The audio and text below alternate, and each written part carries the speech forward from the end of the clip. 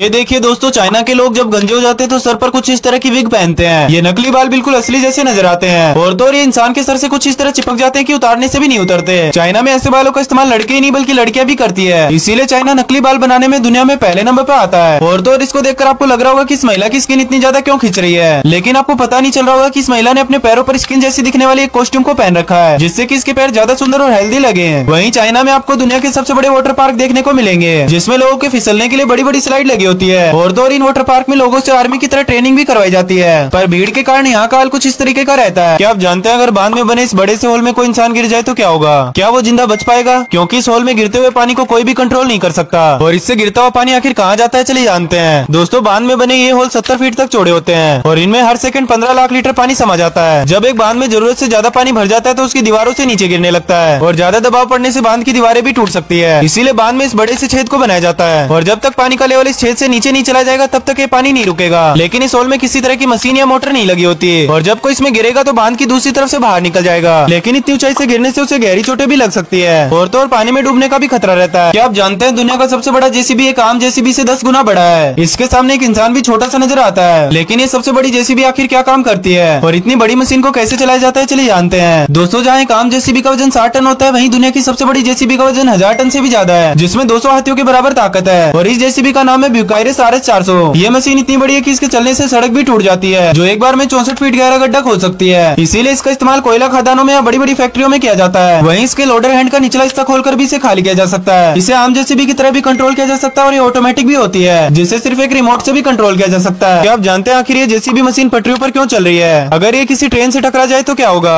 क्या Indian railway की पटरियों पर कोई भी ऐसे ही अपनी गाड़ी को चला सकता है? और तो और आखिर क्या एक ट्रेन सड़क पर भी चल सकती है, चलिए जानते हैं। दोस्तों, अगर आप भी अपनी गाड़ी या ट्रक को रेलवे ट्रैक पर चलाना चाहते हो तो आप ऐसा नहीं कर सकते, क्योंकि ऐसा करना सख्त मना है। लेकिन जब रेलवे लाइन में कोई खराबी आती है तो ऐसे जेसीबी की जरूरत पड़ती है और साइट पर जल्दी पहुंचने के लिए जेसीबी को रेलवे ट्रैक पर ही चला दिया जाता है और इसकी परमिशन रेलवे द्वारा ही दी जाती है। और ये किसी ट्रेन से इसलिए नहीं टकराता क्योंकि ट्रैक्स पर मेंटेनेंस के चलते ट्रेन का आना बंद कर दिया जाता है। और दोस्तों, ट्रेन में पहिए तो होते हैं लेकिन स्टीयरिंग नहीं होता, इसीलिए सड़क पर ट्रेन को कंट्रोल नहीं किया जा सकता। क्या आप जानते हैं आजकल बड़ी बड़ी कंपनी गाय भैंसों के गोबर को खरीद रही है। ऐसे में लाखों टन गोबर का ट्रांसपोर्ट किया जाता है, तो आखिर इसको एक जगह से दूसरी जगह कैसे ले जाते हैं और ये कंपनियां इतने सारे गोबर का क्या करती है, चलिए जानते हैं। दोस्तों, डेयरी फार्मिंग में हर दिन हजारों किलो गोबर निकलता है, जिसे इंसानों द्वारा साफ नहीं किया जा सकता। इसीलिए फार्म में ऐसी स्क्रैपर मशीन लगाई जाती है। ये फ्लोर पर गिरे हुए गोबर को पूरी तरह साफ कर देती है, लेकिन ये फार्मिंग में किसी काम का नहीं होता, इसीलिए इसको बेच दिया जाता है और कंपनी से 2 से 3 रुपए किलो के हिसाब से खरीद लेती है, जिसे ट्रक या ट्रेनों में भरकर ले जाया जाता है। इस गोबर को ट्रक में भरने से पहले बड़ी बड़ी प्लास्टिक की थैली बिछाई जाती है, जिससे रास्ते में बिखरे ना।